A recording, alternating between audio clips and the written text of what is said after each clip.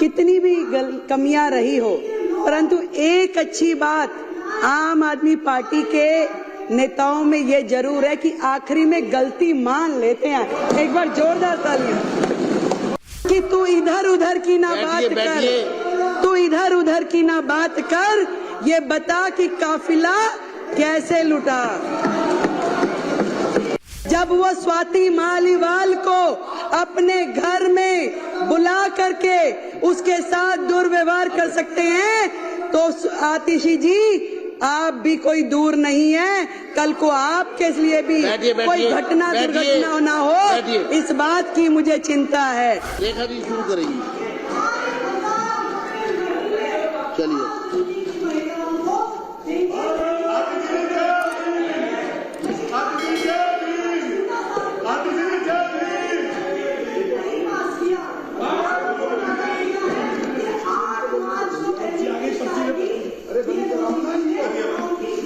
आप अपनी सीट पे बैठिए।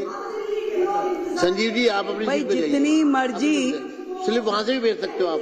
कमियां आम आदमी पार्टी की रही हो, जो कि कितनी भी कमियां रही हो, परंतु एक अच्छी बात आम आदमी पार्टी के नेताओं में ये जरूर है कि आखिरी में गलती मान लेते हैं। एक बार जोरदार तालियां।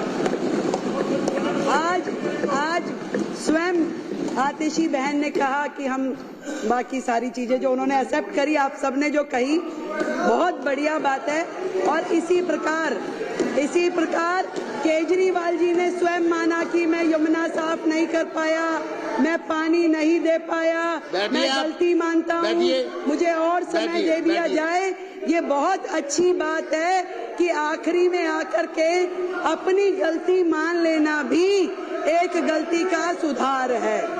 अध्यक्ष जी, मैं तो केवल इतनी बात कहूंगी कि आतिशी बहन, हमारी इस सरकार में मेरे अलावा 4 बहनें हैं।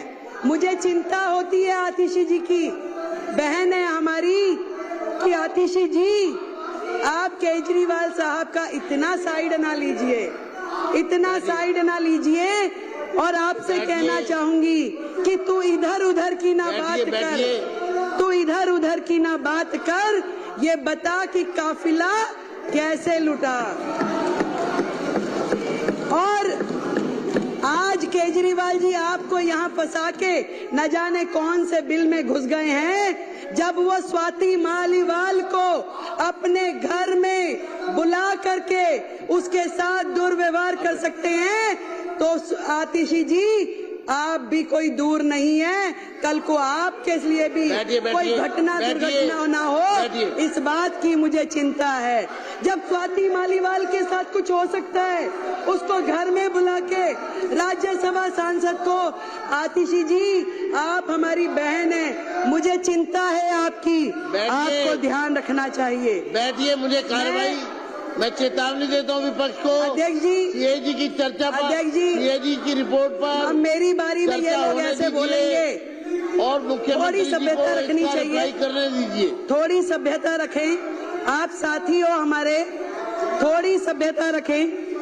बात ये भी नहीं है कि अस्पताल में हेल्थ विभाग के द्वारा जो बजट दिया गया वो उपयोग हुआ कि नहीं। बात ये भी नहीं है कि कितने बेडों की जरूरत थी और कितने मिले। बात ये भी नहीं है कि दवाइयाँ जो चाहिए थी जनता को वो दी नहीं गई। बात ये है कि जो दिल्ली के लाखों लोग इनके अस्पतालों की वजह से धक्के खाते खाते दुखी हुए, उसके जिम्मेवार ये आम आदमी पार्टी के लोग हैं।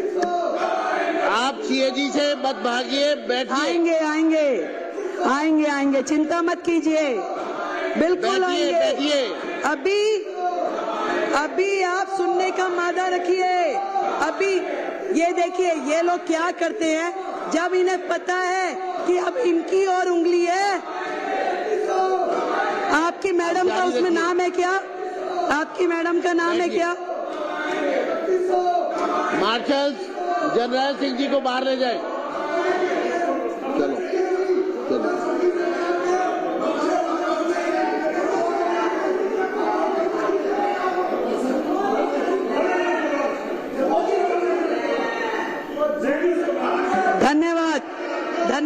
अध्यक्ष जी धन्यवाद, धन्यवाद। इस तरीके से हाउस का समय बर्बाद करना असल में तो इनकी नीयत ही नहीं है।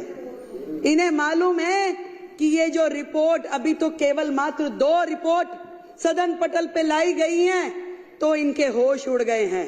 पूरे के पूरे अखबार, पूरा मीडिया, पूरे चैनल्स रोजाना सुबह से शाम तक इनके काले चिट्ठे खोलते हैं और ये सोच रहे हैं कि बाकी की 12 आ जाएगी तो इनका क्या हाल होगा, क्योंकि ये पूरी तरीके से सर तक भ्रष्टाचार में डूबे हुए हैं। केवल ध्यान डाइवर्ट करने के लिए अलग अलग प्रकार के मुद्दे लेकर के आते हैं। मैं आपको अध्यक्ष जी बताना चाह रही थी कि सिर्फ ये विषय नहीं है कि जो अस्पताल में बजट कम यूज हुआ, कोविड के समय बजट कम यूज हुआ, कम बिस्तरों का उपलब्ध कराए गए। बात यह है कि उस समय के दौरान जो लाखों लोगों ने तकलीफें सही, जो मरीजों के दिल पे गुजरी, जो पूरी तरीके से अस्त व्यवस्था देख करके डॉक्टरों के मन पे गुजर रही होगी, वहां के स्टाफ पे गुजर रही होगी, जो परिवार जानों के साथ घटनाएं घट रही होंगी, आज उसको सोचिए तो दिल दहल जाता है। शर्म आनी चाहिए उनके माननीय विधायक को कि जब अशोक गोयल जी कोविड की चर्चा कर रहे थे, परिवारजनों के मरने की बात कह रहे थे, शमशान घाट पे जगह नहीं मिल रही, ये बातें कह रहे थे, तो वो विधायक मुंह खोल के जो हंस रहे थे। शर्म आनी चाहिए। मैं आज इस सदन के माध्यम से ये पूरा का पूरा दिल्ली सरकार का स्वास्थ्य विभाग और दिल्ली सरकार के अस्पताल स्वयं बीमार हैं, खुद ही बीमार हैं। इसको इलाज की जरूरत है। पहले एक एक उनका डिपार्टमेंट, एक एक चीज, डॉक्टर बेबस है, पूरी व्यवस्था बेबस है।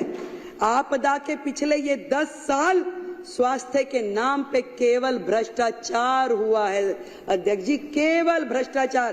केवल वो मुद्दे नहीं है जो इस सीएजी की रिपोर्ट में है। बात यहीं खत्म हो जाती तो और बात थी, बात तो अभी शुरू हुई है। अभी तो इनके काले कारनामे खुलने शुरू हुए हैं।